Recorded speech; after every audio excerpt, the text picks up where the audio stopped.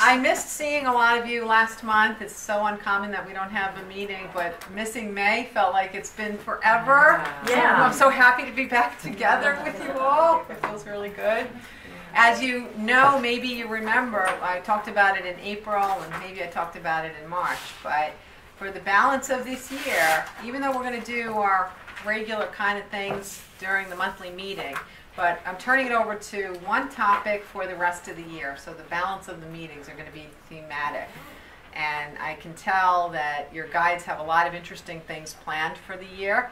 I'm really excited about it. I've given probably thousands of seminars by now, and when I can find that they still have new, fresh information to talk about, I don't even know where all the content comes from. It's endless, it's limitless, it's a bottomless well, and it's exciting to me to find out that that really exists like that. So we'll be entering into that new topic tonight for the first time.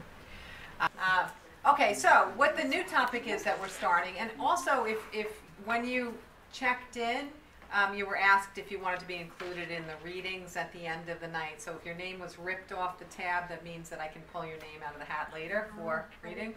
If anyone doesn't want to be read, let me know. So if I pull your name out, I won't call on you. But most people like when their names get called. What did you say? Everyone who's registered tonight I have their name, and I'll pull people out at the end of the night to read them. So think about if you have a question. Huh? Can I put my name in the hat? It's Your name is your already name is in. yeah, your name is in there. Jeannie's got it covered. Yeah, we got it covered. Okay, we got it all covered. But if you don't want to be a part of that, sometimes people don't want to be a part of it. Just let me know. You can let me know during the break, and then I'll discreetly pull you out so no one doesn't, so people don't know you don't want to be a part of it. There, how's that? Okay, so the topic that we're starting, and I still will do the readings at the end. So if you guys think about a question you might have for the readings at the end, so if you get picked, you can direct it to a specific focus. But the topic is exploring the soul, okay? And the reason that we are using this topic for the balance of the year and spending so many months on it is because we've laid the foundation for years now about what it means to be here. Why are we human? Why are we having these earth lives?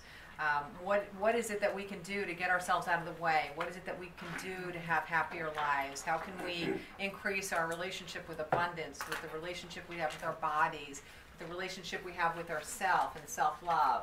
How can we increase our relationships with other people? So basically, we have laid the groundwork, and we've been looking at all of these topics for years and years and years in detail. But one of the things that's most important is the thread that pulls it all together, that we have something in common that we're really doing in being here, is that we are exploring our souls. We're exploring the nature of our being, and by exploring the nature of our being, we're also exploring the nature of everyone else's being. And there's an infinite ways to create your own path in that exploration. But what's difficult is that our society and our world really doesn't teach us a process. We kind of just are thrown into day-to-day activities, and now you have to go here, and now you have to go to school, and now you have to stand up, and now you have to sit down, and now you have to stand in a single file, now you have to open this book, now you have to be quiet, now you can't daydream, now you have to go to church, now you have to do this. And all the have-tos and shoulds and all the explanations of right and wrong and what makes you a good person and what makes you not a good person, we all take that information in at different levels. So we're not all relating to it at the same level. So it means that there is no universal, acceptable, or reasonable answer about what does deem you worthy or what makes you a good person. And there really shouldn't be, because with the infinite variety of people and opportunities and the way our lives play out, there should not be two people that are the same, nor should there be two pathways to get to the abundance and freedom of fulfillment that we're allowed to have in being human. So exploration of the soul is getting down to the core of it. Despite what others have told you about right or wrong or who you are or what you should be or what you should do or what you should not, this year we're going to find out the truth of it, and we're going to learn how to block out other people's versions or reimagine other people's versions and get to the core of the essence of our being. when I started to be able to communicate with non-physical sources, the most exciting part of it was to start to shed all of the stuff that other people had put on me. Their interpretation of me, their interpretation of their place in my life, their interpretation of what I should do for a living, whether I should be white or black or heterosexual or homosexual, or I should practice a religion, or if I should weigh this or be that tall or drive this car or go to that school. You know, regardless of the body that you've landed in, you have a lot of checks in front of you that other people say put you in the plus column, and then there's a whole lot of minuses that people are telling you put you in the minus column. But none of that is true. None of it is true. All of that is made by mankind. And in order to be able to break free of all of that misinformation and the shackles that it literally puts on us, it's very encumbering to have all these labels and expectations on us. In order to really find out what you are and what you're capable of, we have to start getting rid of other people's interpretation of who we are or what we're supposed to be. So exploration of the soul is going to be about that. Last month we kicked it off in my New York City group, and already I can tell that this group, even though this is our first month, and so next week it'll be my second month for the city group, I can already see we're not going to be paralleling exactly. We're going to be doing our own little version of it, and that's thanks to you, because it's your guides and whoever shows up in this room each month that's going to determine how this topic goes or how it bends in the road. What might be more appropriate for the people that are in the city on that night might not be the best appropriate topic or use of our time here. There'll be a lot of things in common, but there'll also be a lot of differences that are unique. You know, those of you who have known me for a long time, you've never heard me give the same presentation twice, ever. Even if I'm giving exactly the same topic, it's still not going to be the same presentation. Because I don't have a specific agenda for you. The only thing that I am for you is I'm a conduit to the information that you can benefit from. And that's my role. I love my role. And so this is really all up to you. Everything that happens tonight and everything that happens through December in this meeting, you can thank yourself for it because you are the ones that are responsible for it. Okay? I can also tell you that I've learned from giving a lot of 3 or 4 day seminars over years that experiential learning has a high degree of a higher degree of being able to implement it than only listening. So throughout the rest of this year, we're also going to be doing some very cool experiential things, all right? And I want to get you on board with that. Everything that we do this year, I have gotten a couple of little sneak previews, but it's all going to be that it'll help you to see something in a different way. That's the point, is to help you see something in a different way. Okay? I'm really excited about it. I think we're going to have a lot of fun together. I also want to let you know, because it's kicking off pretty quickly, but beginning on the 28th, I'm going to be doing an intuition development class. I realize that a lot of people have taken my intuition development classes, so just like everything else I do, I really don't repeat anything. This is going to be brand new material, things I've never taught before. I was going to wait till the fall because we had a really nice group of like 15, 20 people that were taking a class together and they wanted part 2. But I just had this feeling that even developing our intuition, we have a tendency to take everything so seriously all the time, right? Everything is life and death.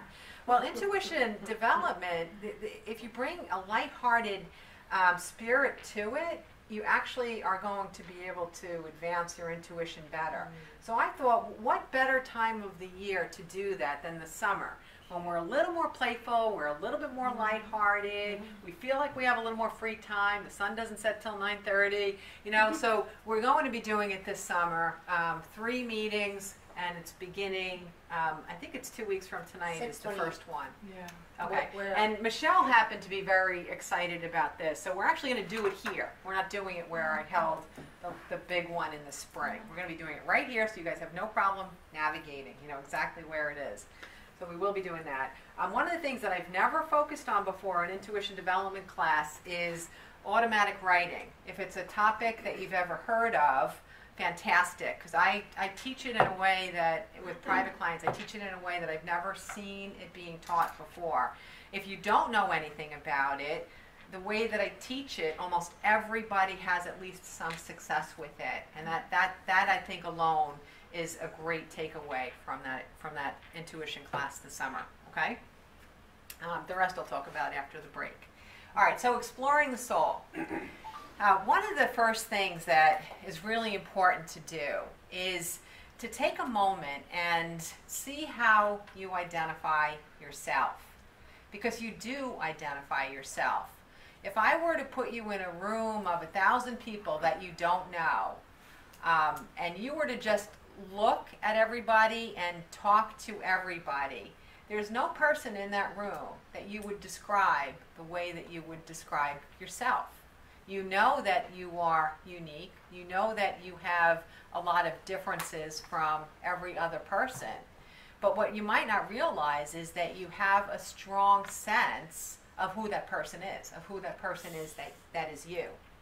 So the first thing we're going to do tonight is we're going to just take a couple of quiet minutes when Jeannie is done popping open her seltzer bottle. Oh, it has fresh mint in it. Maybe she should. Oh, I know what I forgot. We made lemonade to kick off the summer. Yay, lemonade tonight. In addition to the coffee. I forgot about that. Her mint reminded me that we have lemonade tonight. Okay, so the first thing we're going to do tonight is, if everybody has a paper and pencil, if not, I'll get you some. But we're going to have a couple of quiet minutes just to write your own version of who you are. You know, just jot down adjectives, I am, and write down who you are, whatever you see yourself as. If I were to walk into that room of 1,000 people, and I don't know anybody in the room, write down how I'm going to identify you, okay? But before we start the sheet, Joan, before we start writing, it's always better if we clear our heads a little bit first before we start a writing assignment like this. So first of all, does anyone need paper or pen? Anyone? Okay, if I type in my iPad? Oh, you absolutely can. Totally. Susan? I'm good. You're good. All right. Nailed that. I hope the rest of the night goes this well. Okay. So before we start this process, all I'm going to do is just channel something from your guides to kind of set the tone, set the mood. And after I'm quiet, who knows, I'll probably say begin or something like that. And then we just have a couple of moments, a couple of minutes, 2 or 3 minutes, just to record your thoughts. Okay? How does that sound, everyone? All right, so just listen for a few minutes or however long I'm talking. I don't know how long it'll be. Okay, I was born a pure soul in this human body. When I was born, I was quite clear about who I am. In the years that I have had my feet on this planet, other people have given me instructions about what my identity is. I've taken in a lot of that information and I identify with a lot of it. Between what I knew when I was born and coupling that with what I have learned from others, I think I have a good idea of who I am. And in a moment, I'm just going to jot down my perception of who I am on this piece of paper in front of me, effortlessly and flowingly, without resistance. There is no judgment. There is only my feelings and my version of who I am. Begin. Very, very complex. A few of you are going to keep working on this list long after you leave here tonight, in through the night, and maybe not finished by the time you get up in the morning. That's so funny. It was fun to watch that. Like, wow. All right. Does anybody in the room work in the healthcare field? Raise your hand. You got a couple of people? All right. Did you write down your job in the list? Did you write down your job? All right. Does anybody here work in teaching? Or did you write that down? No. Did you write that down? Well, I'm a Reiki master and I'm also a spiritual teacher, so I'm kind of both. Yeah. Did you write it down? Did, yeah. Okay. Anybody here? And you? Did you write it down? No. Okay. All right. Did anybody write down if they have any kids or if they? Did you write down? At the end, I said, I am mother, I am daughter, I am sister, I am. Okay. Did anybody write anything else about relationships? Did you write whether you're married or single? Huh? Into relationships. Okay, all right. Anybody write anything about their religion or hobbies? No. No? Nothing. All right, so you guys already are very, very, very focused on not necessarily identifying yourself by what you do. So your answers are already showing that you have had some opportunity to peek into what the essence of your being is. Does anybody want to share a couple of things on their list that they wrote? It's going to be all I am statements, as you're very familiar with. Yes, I am. Because the more you come into that, the more you realize I am that I am. Yes.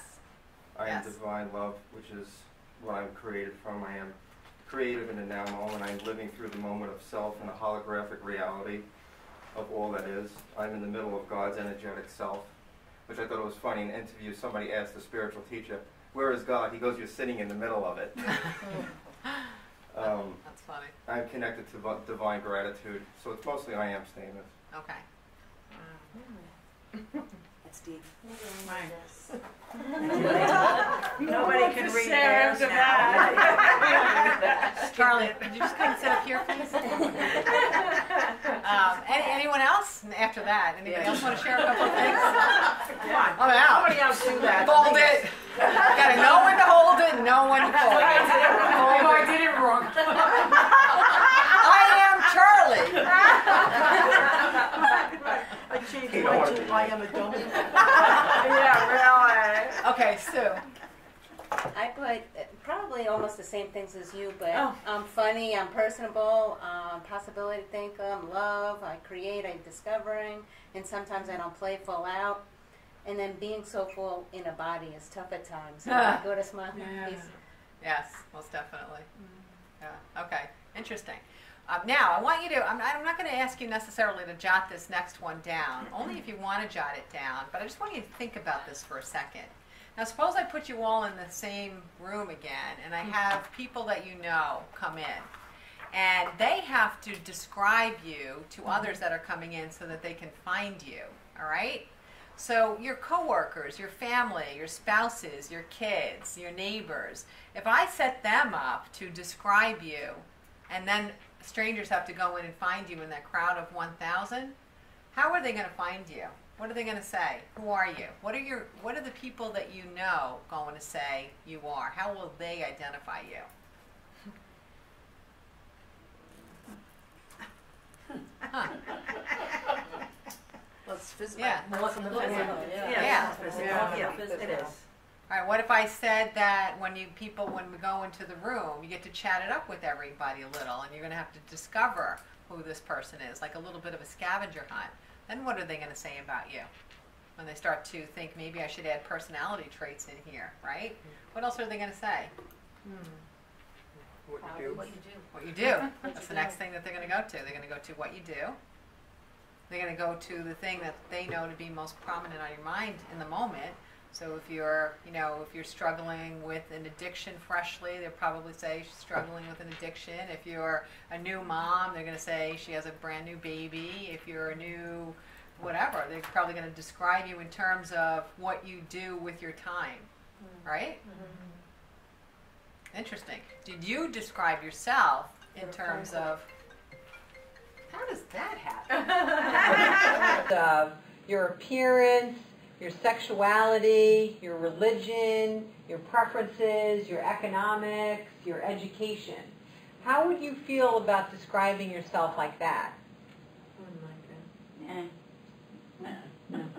Judgmental. Yeah. Is it inclusive? No. No. Do you feel that all of those things that were handed to you from someone else in this lifetime are a good match? Do they parallel with your being? No. So what doesn't parallel with you, Joan? Oh God, so much. It doesn't parallel that. Well, this is like personal stuff, though. But churches don't parallel with my being because they're man-made, and they have faults just like we as humans all have faults. So I have issue with putting myself in any kind of box, and I have issue with anyone putting themselves. I don't have issue with anyone, actually, really. Whatever floats your boat, but that divides us, I guess, is what I'm saying. So that's a big one for me. And so is education. You know, I mean, I am highly educated. I have my master's, but at the same token, I just said that. I just put myself in an inclusive place. That was rude. But I don't like when people first present that, and I don't usually first present that. I also don't like being defined by, I was defined a certain way by the outside world because of what my family, where they lived, what my father did, what my mother did. And I remember as a young child always being like, but that's not me. Thinking in my head, like, why do these people keep doing this to me? Like, it was weird. Like, knowing that, well, I'm not this, but you don't even want to get to know me because you've already figured what you think. That's happened a lot in my life. Yes, yes. So as a result, I've been fighting that. Like, no, don't do that. You know, Right. even with my, like, I'll tell my kids, no, don't say, oh, those people are rich or those people are poor. What do you care? Like, that's not a way to define. And God willing, you'll be filled with abundance, and so that you can help the world and you can do great things. I'm not saying it's bad, but don't define anyone with that. Wow. So I've always been fighting that. As a matter of fact, one of the things I put here was I want to be with like-minded people because it's lonely. It's lonely. Right. You know? Right. And most people don't understand. Okay, now let's go to another version of who we are. How do you feel about your gender? Do you think that what we assume your gender means is an accurate description of who you are? Who does? I do. You do? Everybody else?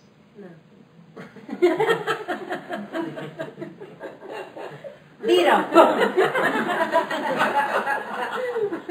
I don't know, it's a hard question to, It depends on how you, But Yeah, I in all mean my it, you know, explorations right? Yeah. with you, it's been pretty consistent. I really enjoy being female, but what's fascinating to me is that I have so many friends and acquaintances and close people that are part of the LGBTQ community, and I find them wonderful. And even those that define themselves as Q are so fascinating for me and for themselves, as long as they feel free to experience those feelings. The ones that I've met that feel that they cannot communicate who they are or who they choose not to be, if they just are pansexual, if they're comfortable with that, it's an amazing thing. If they grew up in a very religious society that crushes that kind of thinking, then it's actually damaged their soul. And I have been seeming to find a lot of these people and try to bring them out as a result. But I love what I am. Yeah. Happy? Check. Got that. It's interesting, but when you think about gender, even your gender, we are these bodies, and short of transitioning to a different gender, if we feel that we were kind of placed into the wrong gender, we do sometimes absorb cultural definitions of what it means to be that gender, okay? Like weak or strong, intuitive or logical, passionate or angry. A lot of the things that we associate with human behaviors, we tend to put them in a left or right column. There's the feminine traits and there's the masculine traits. And oftentimes, if a person is modeling what doesn't necessarily fit into the construct of what we say are the feminine or the masculine traits, then we feel uncomfortable. And we either downgrade our belief that we have some of that other gender trait, or we work and work and work to try to make that be out there in the forefront, to rebel against other people's perception of what our gender should be. So I have a comment about that, Yeah. only because I think that was more true years ago, but I think now, even though you can be very happily female, you can possess a lot of male traits and be totally comfortable with that, and I think you're right in this ways. room, but I think when you get outside of a spiritual development group, I don't know that that's necessarily true yet. We're really not there yet. And I think it's fantastic because you can tell that a lot of people in this room feel very comfortable with their feminine and their masculine traits. But in the rest of the world, Okay. it's not necessarily true. And much of the United States, they're not comfortable with it yet. Or other people are still telling them the expectations of who they're supposed to be and what their successes should be and where they should hold back based on their gender. But even more interesting than that is that we even have such a thing as what we perceive as being a feminine or a masculine trait. When we're really thinking about exploring the soul, we have to say, is there really two columns? Or has that been made by man? The outside world would have to come into the understanding of past life regression, because then once you start looking at those cases, you've been both the master and the slave. You've been both male and female in many different times. So once you come into the understanding of that, then there is no hardcore, I'm this and that's all that I am. Yes. Most of you in here know that I do go to past lives. I've read many thousands of past lives from people now. And, I have a 50% chance of reading you as a female in your past life or you as a female in your past life. And the more I read your lives, the more I'm going to find an incredible balance between the numbers of time that you were in a female body and the numbers of times that you were in a male body.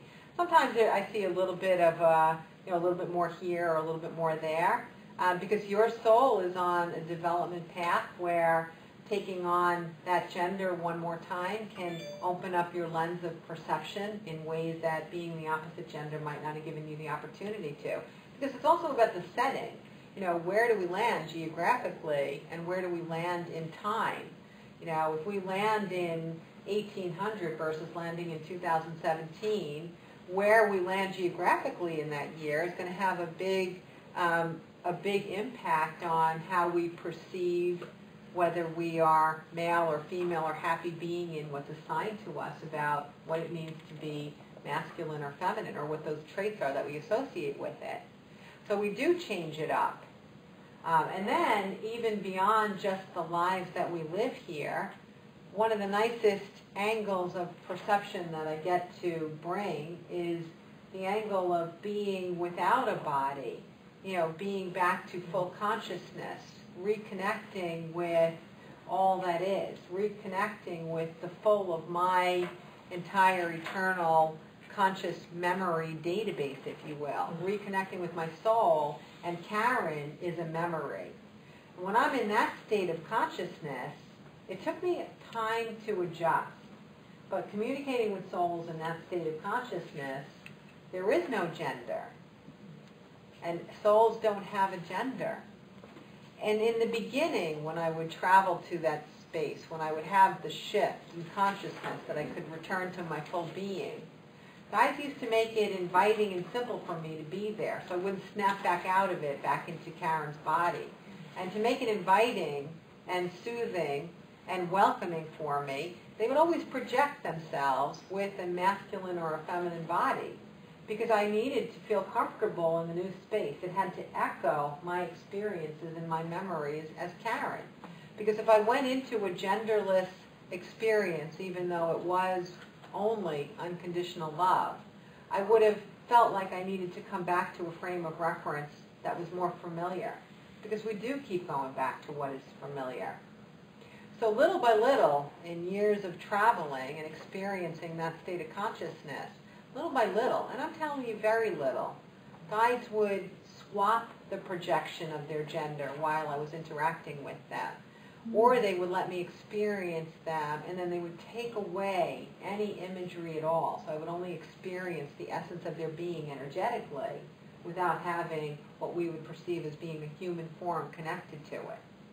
And they did this very gently because they understand how sewn up we are into the frame of reference of the human experience.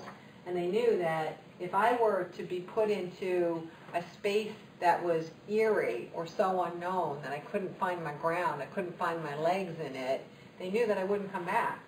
So in order for me to be able to experience as much as I can experience there, they had to gently entice me, like trying to get a little kid to eat broccoli. All right? So they didn't give me broccoli flat out. They tried to allure me with cotton candy. So I went for the cotton candy, and then I found the broccoli. And the broccoli was pretty good. Now I eat more broccoli than cotton candy. I don't know if that's a good thing or a bad thing. Darn guys! It's funny when one of my kids, when he was 5, and he was the kid that we, he had no choice but to know what mom does for a living, right? The other kids, they had a choice because they were a little older when it all happened. So the little one, he's got no choice how to deal with it. So I have this new role of how to, he's coming and asking me what I have to tell him what he can say and cannot say at school, right? So he asks a lot of questions. So he's 5 years old, and he's like, "Well, what do I tell? What do I tell them? What do I say? What do I say?" And I have to explain. And then he'd be like, "Well, what do you mean the energy realm? What do you mean?" My whole answer was, "Mommy gets to visit the energy realm." Oh my God. He's like, "What does that mean? What does that mean?" And I'm like, "All right. I'm going to just make it very, very simple for you. Just tell your friend that in the energy realm, kids can have any cotton candy color that they want as often as they want, and it's good for them." And he's like, "All right." So he got it. He got it. He figured out what the energy realm was. He figured it out. No broccoli. Broccoli-free zone.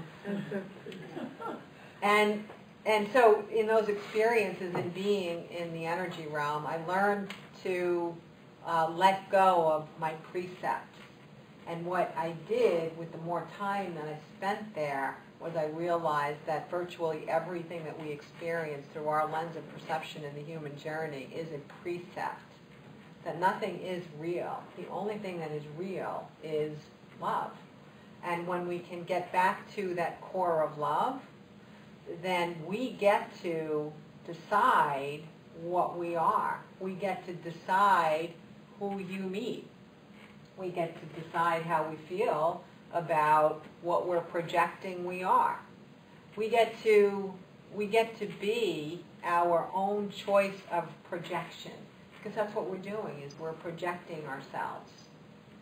I had a high-powered career before my first child was born. So I went into semi-retirement because my job demanded that I travel a lot, and there was no way that I was going to leave this little kid without me around. No way, you know. I might have not figured out entirely how to be a parent from my own childhood, but one thing for sure I knew was that when I brought a kid into this world, I was going to raise that kid. I wasn't going to echo anything or do anything different from my parents, but I was just going to raise that being. And you got to be there to raise the kid, right?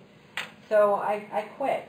And up until that moment, I had been defined by others, by my intelligence, by my career, by my promotions, by my earnings, by my grades, by my academic achievement. I'd been defined like that since I was a little girl.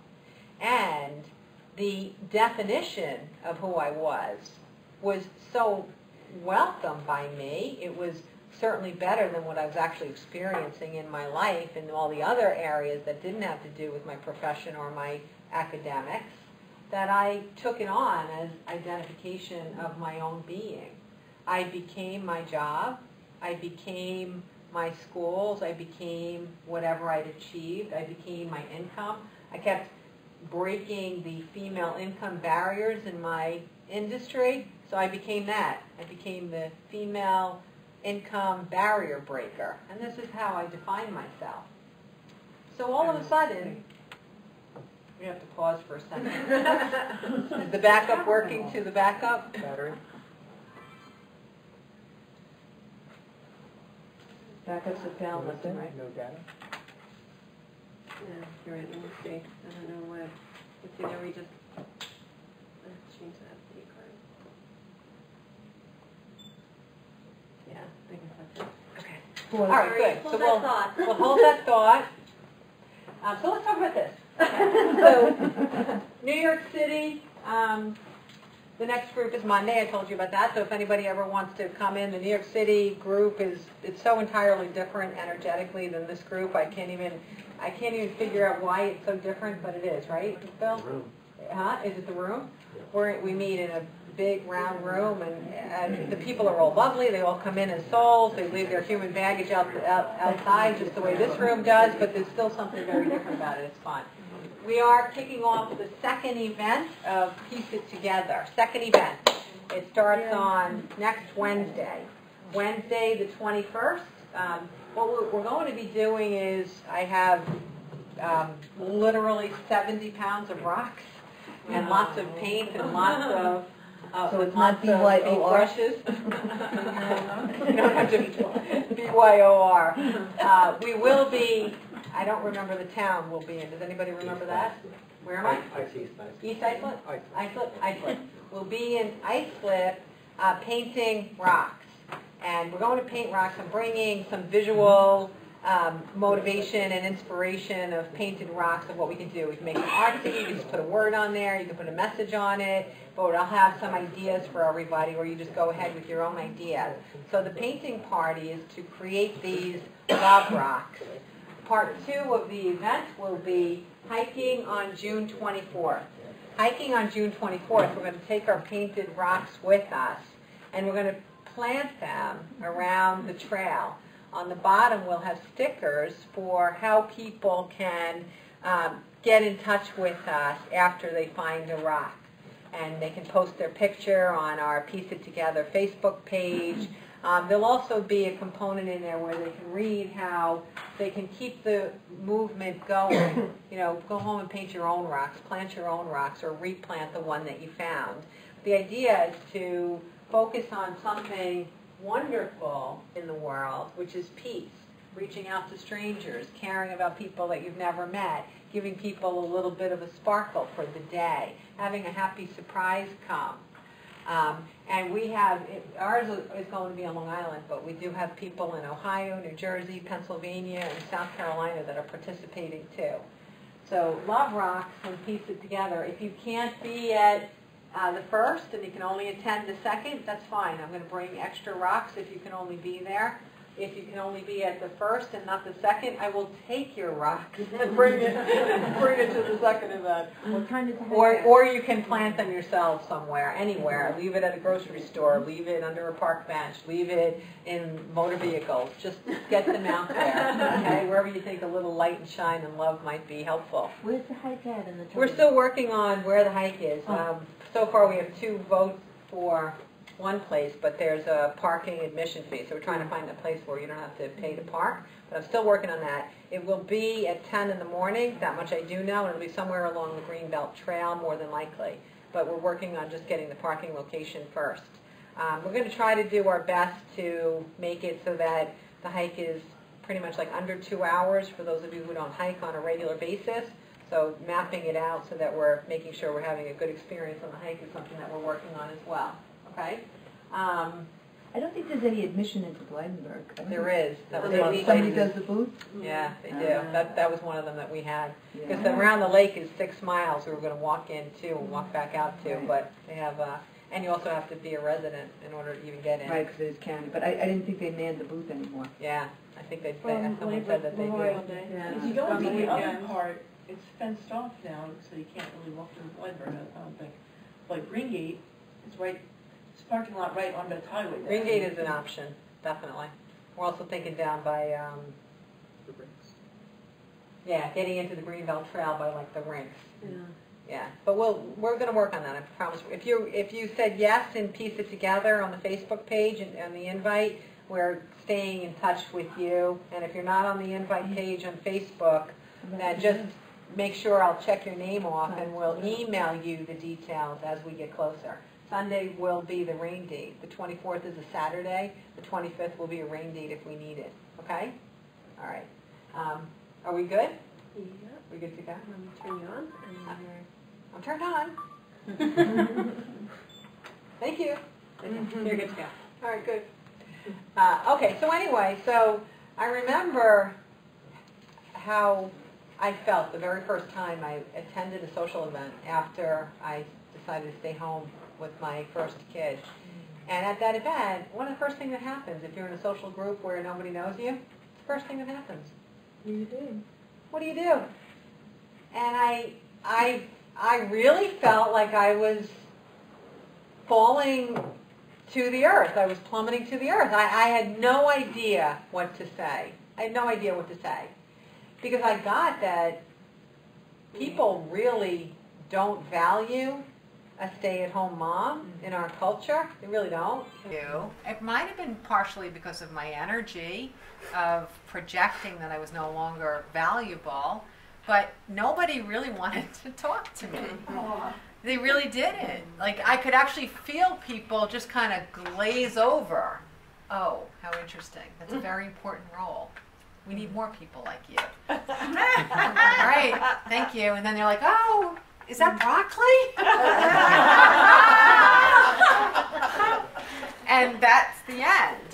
So the next time I went to a social event, I decided I'm going to fix this because this is just not working for me. I need the fix, right?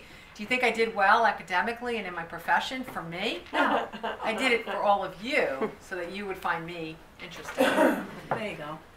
That was it. So the second event, I'm like, I'm going to do something differently. So at this time, I was making little wood things to make a little extra money at the holidays because we had no money.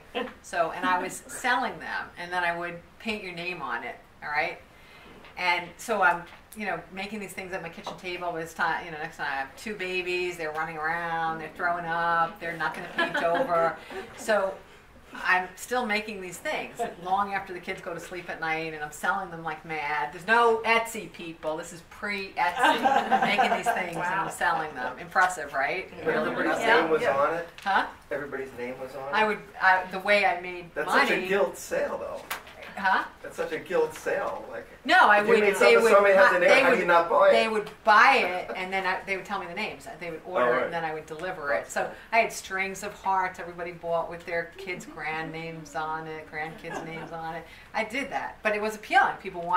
No one was personalizing things back then, so they loved this. So anyway, so the next event I go to, it's a wine tasting. You know how down to earth and gentle and embracive they are at the wine tastings, right? Yeah, just all inclusive, all inclusive, right?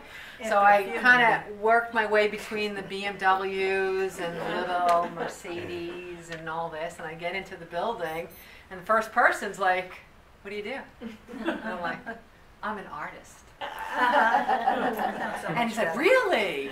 Really? What? You're an artist? Oh, how interesting! Tell me more." And I'm like, "See, look at this.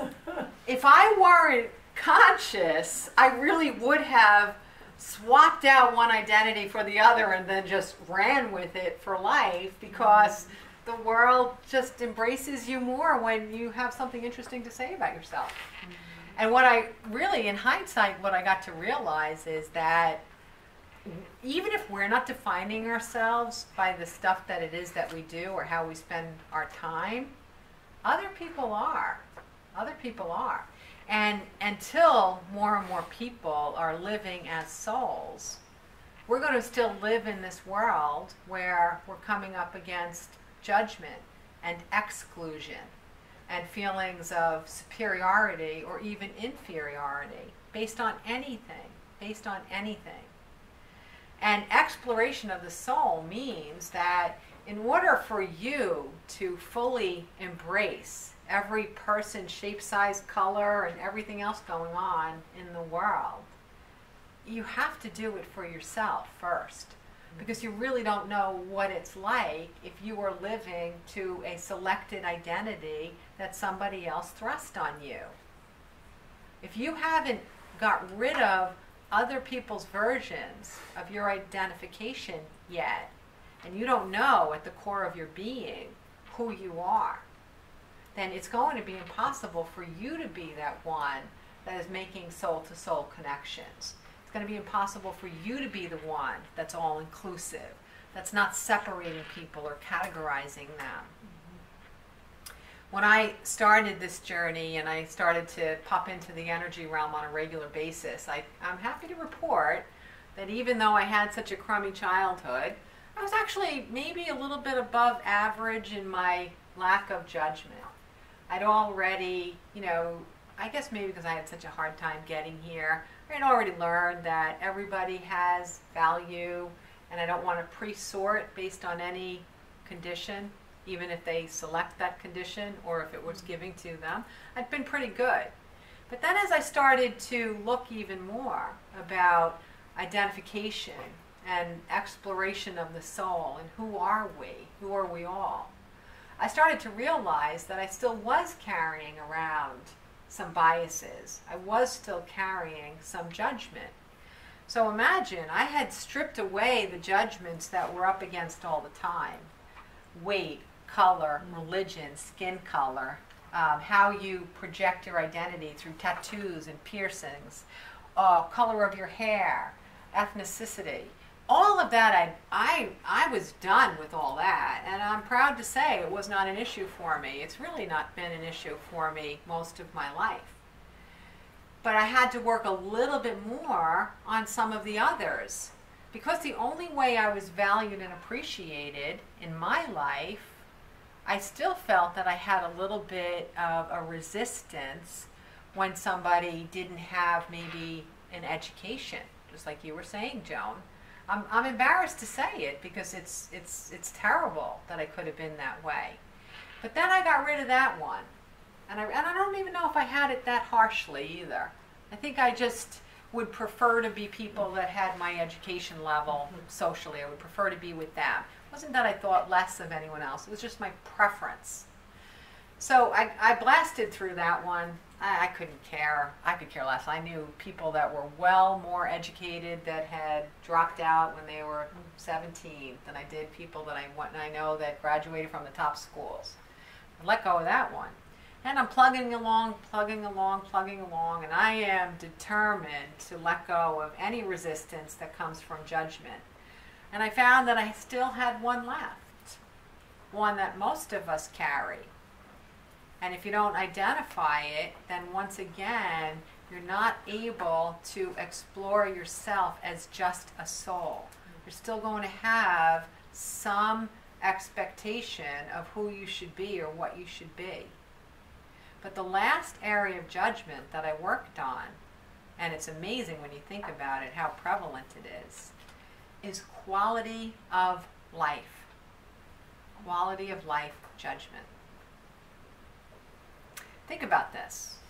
I could put 10 people up here. They could be in all shapes and sizes and colors and textures and genders and transgenders and sexual identifications. And yet, if I were to sit there and talk with them extensively, if 9 out of 10 of them were really happy and abundant and free and had jobs that they loved, and had the relationships they wanted and the family lives that they wanted, would I feel the same about them as I felt about the one who had just been fired, house was in foreclosure, had never been married, was living in her parents' basement, would I feel the same? Would any of us really feel the same? The answer is probably not. Because we were still holding on a quality of life judgment. And the reason we hold on to it is because it's the last arena when we become more of the souls who we were born to be. It's the last arena where we still give ourselves permission to have a comparative. Comparatives is how we build our perception of our own worth. Without something to compare ourselves to, how do we know if we're worthy? From the moment you're born, you're compared. You're compared from the second you are born. You could be in a little tiny little cradle thing in the grocery store, and your mom's feeding you your little bottle, and another baby is in the cart next to you. And someone's saying, how old is he? How old is he? They're both 3 months. Wow, he's big for 3 months. I thought he was 9 months. Broccoli for everybody. But you don't even know. Like, what's this 3-month-old baby taking in, right? Does the baby remember this? I don't know. But this baby's life is going to be like that forever. How are these seemingly innocuous impressions being taken in? So now if the bigger baby grows up and doesn't feel as worthy as kids that are smaller in his class, what's he going to do? In order to bring back some feeling of being worthy for exactly who he is, he's going to set up a different comparative. He's going to find another reason to find himself superior to somebody else.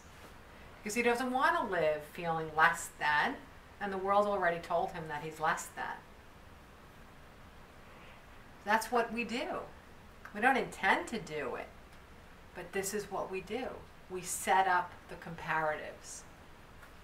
And in a given day, if you're not conscious of your thoughts, you might be surprised if you were to capture your comparative thoughts and see how often you stack up and how often you don't. In one given day, the little thoughts that run through your mind, it is mind-blowing comparatively. Somebody cuts you off. They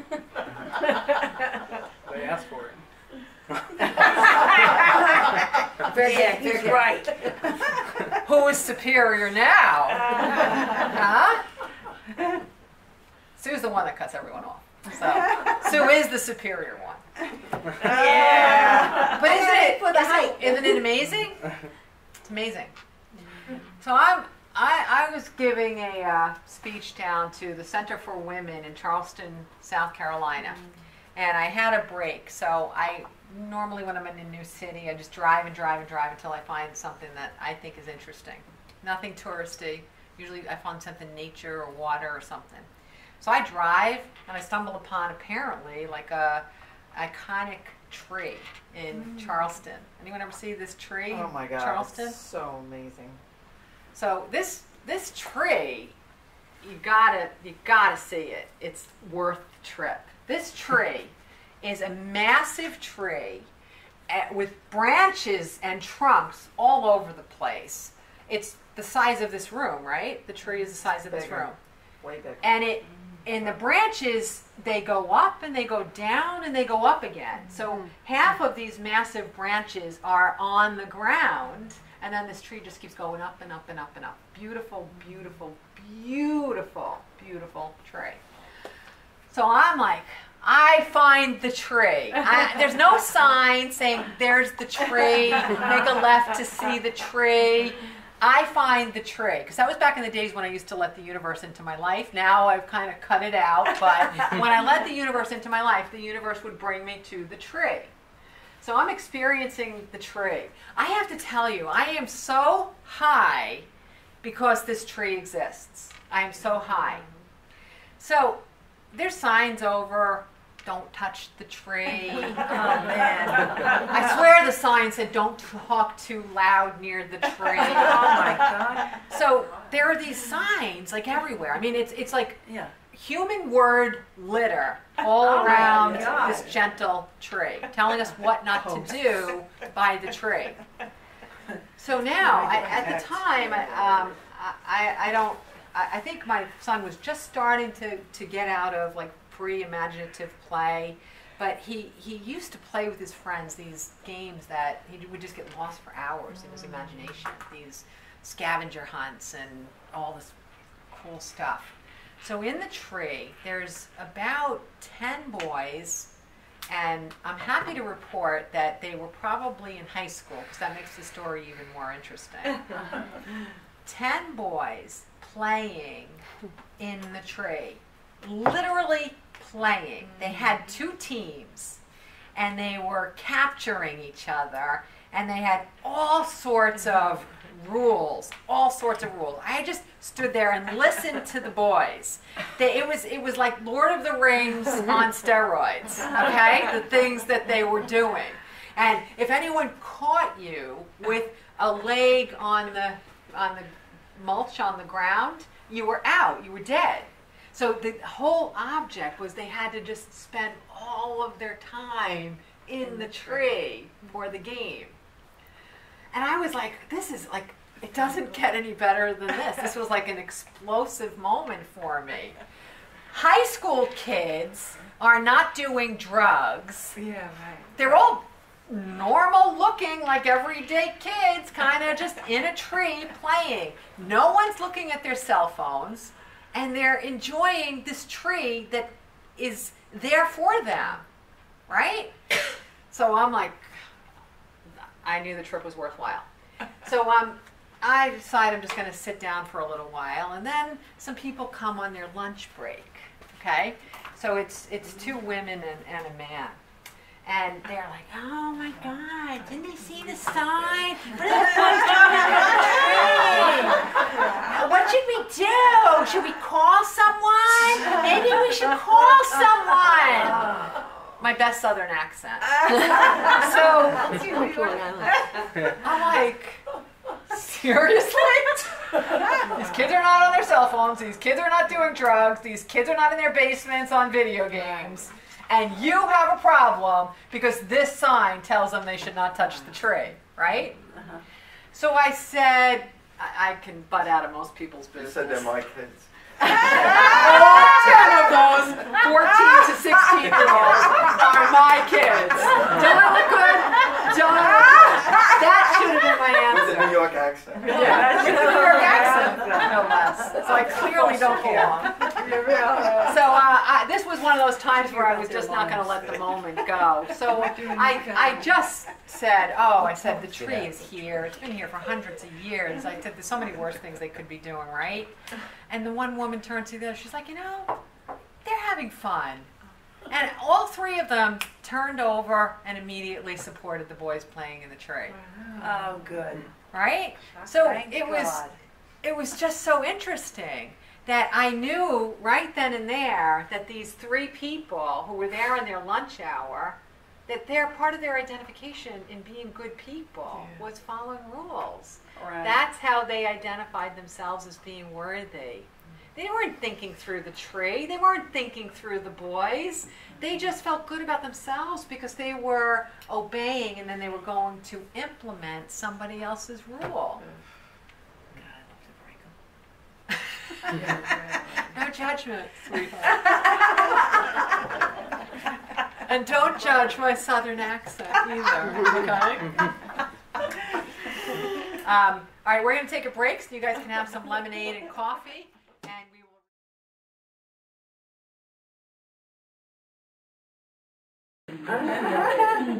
All right. What we just took a peek at, all the different ways that we can perceive ourselves and perceive others. It really is just designed to help you understand that the soul that we're born with, each of us, has no identification with the human experience.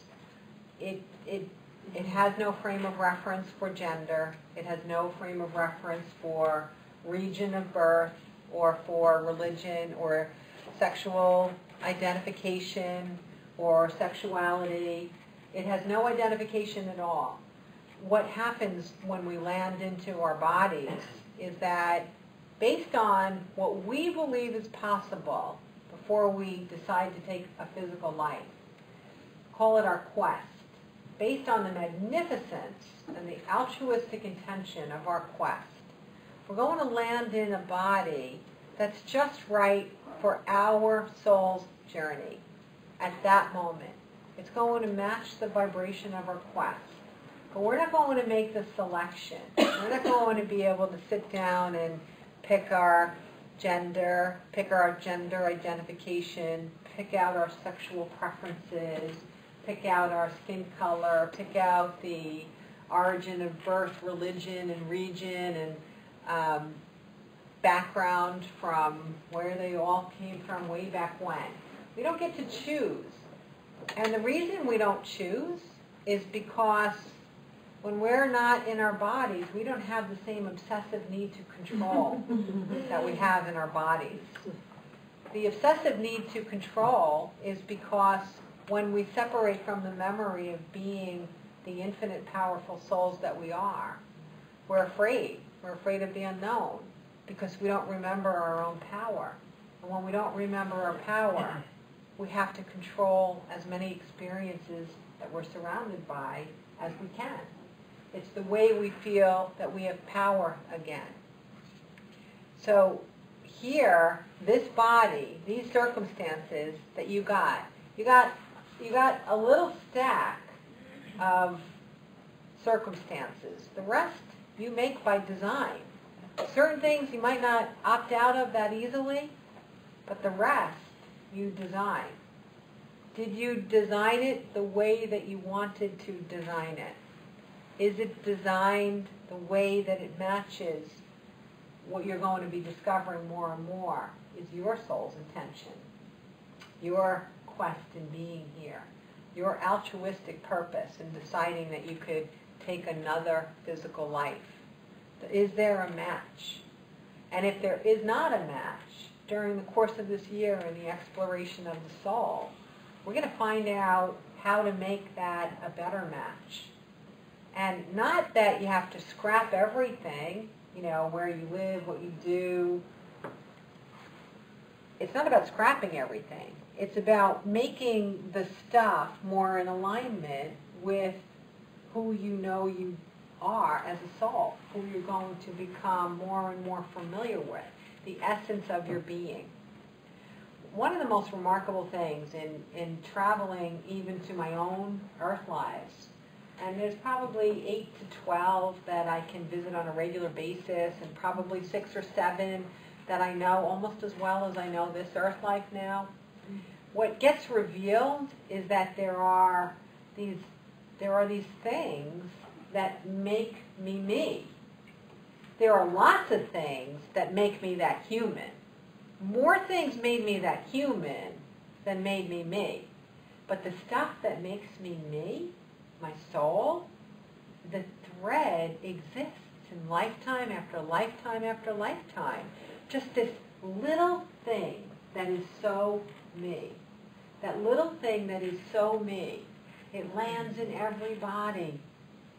Everyone tries to cover it. Everyone tries to reshape it. Everyone tries to snuff it or change it or do stuff to it. But it's always there. It's always there. And it's not exactly a personality trait. Personality traits are something that you develop or you have here in this body. It's a thing. It's the uniqueness of you. It's the uniqueness of you that I can relate to in the energy realm about you, the same as I can relate to it about you when you're in a body. And if you're in multiple bodies and I visit you over 1,000 years, I'm still going to know it's you, regardless of your hair color, regardless of how many teeth you have. I'm still going to know it's you because I know the you in this being. And that you, it evolves, it expands, it grows, it gets closer and closer to the vibration of love. It gets closer and closer to all that is. to existence itself, to creation itself. But it still doesn't change the bit that makes you so unique, so irreplaceable, not to be duplicated ever anywhere. That is the original of you. And in all the things that we do this year, we're going to do our very best to remember what that is, to remember the you in all of this. And in order to do that as most effectively as we can do this year, it's important to understand the premise that our identity is not what we do with our time, it is not our bodies, it is not our religion, it is not our sexual preferences, it is not our gender. That is not who we are. And even if you haven't fully understood that for yourself, it's okay. But during the next month, before we come back together again in July, you look at the world through this lens. And sometimes when people are talking, think about like the little bubble, like a cartoon bubble. You know what their words are. Now go to the unconscious thought bubble behind the words and see how that person identifies themselves. Especially if you're in disagreement with what they're saying or the way that they're behaving. If you can follow the thread to understand what their unconscious thought bubble is behind what they're doing or saying or thinking that they are, you're going to let go of the masks and layers that they're carrying, and you're going to be able to see more clearly to the soul beneath the person. Because anytime we behave in a way that's not aligned with the vibration of love, the only reason we can behave like that or even think like that is because we don't love ourselves fully.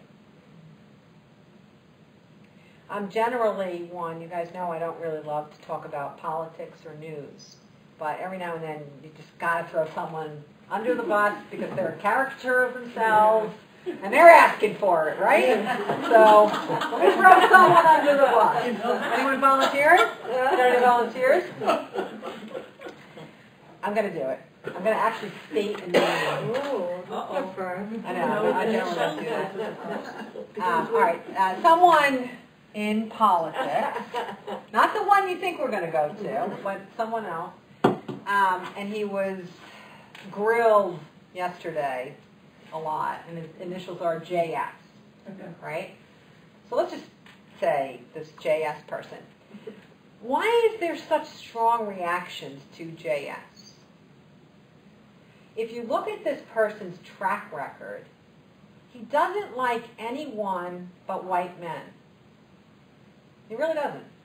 White straight men, sorry. He doesn't like, Christian white straight men. Wait, did I get it all? Yeah. He doesn't like anyone but Christian white straight Wealthy. Wealthy, yes. Educated. Did I nail it all? We have an acronym for that. That's an acronym. All right, so there's such a pushback from this person because through the course of his career, he has clearly identified that he does not like anyone that is not a Christian white male.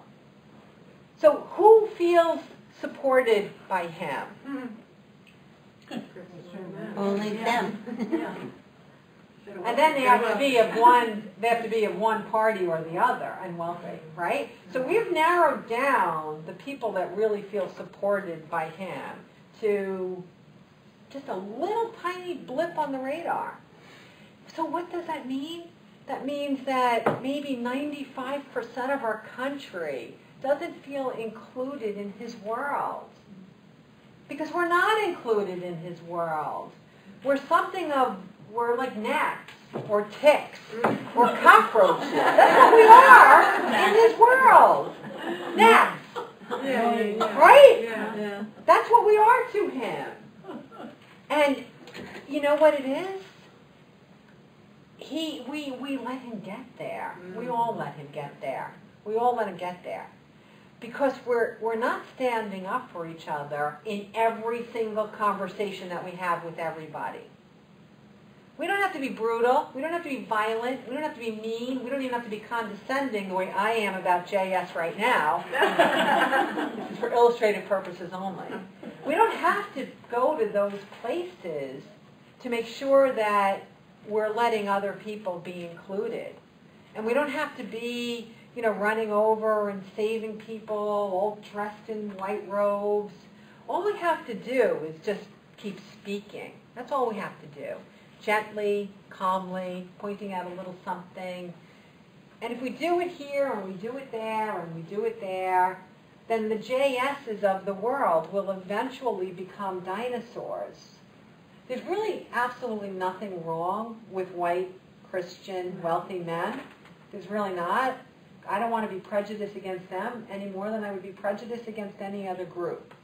But as long as they're the ones that treat everybody else on this planet like we are gnats and cockroaches and mosquitoes and ticks, then we're the ones that can bring them to understand inclusiveness about the soul inside every one of these bodies. That it doesn't really matter what we look like. It doesn't matter if we're educated by anyone else's standards. It doesn't matter if we have piercings and tattoos all over. There is no standard of perfection for being human. There is no standard of rightness for being human. There's none. There is none. So our role, as we're developing our own knowledge of who we are as souls individually, is to remind everybody else of the same. Don't let people make others feel that they are less important for any reason, because there is no one on this planet that's less important than another. There's nobody that's less important than another. And it's our role to pick everybody up. It's our role to make everybody feel like they matter. I know I've had a lot of cases where I'll be in settings and people are intimidated by me. And on occasion, if I get close to somebody and they tell me that they were intimidated by me, I'll say, I try to figure out, why was it? And I realize part of it is just because I look at them in the eyes. I look at them in the eyes, and that's so intimidating. It's so intimidating. Because if you're unsure of yourself, if you're not